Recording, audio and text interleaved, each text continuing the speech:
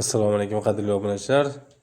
Bugungi dastlabki xizmatimiz Namangan viloyati Mingbuloq tumani Jamashu shaharchasiga olib kelib ishlatib berdik 2 metrligidan. Mana shunday katta zal uchun cho'tka holatda ishlab turibdi mana. Hozir suvni quyib to'kka suqib ishlatib berdik. Juda ham chiroyli holatda ko'rishlaringiz mumkin. Bitta issiqlik o'lchaydigan narsa olishimiz kerak edi.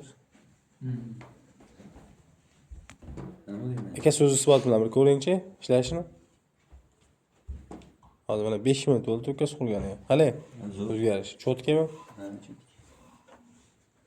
Zo'r oxirigacha qizyapti. Ha, xudo xolisa issiq ishlayveradi. Hech qanday bunga nasos shart emas. O'zi shunday sirkulyatsiya bo'laveradi. Olmoqchi bo'lganlarga fikringiz aka. Zo'r. Maslahat berasizmi? Ha.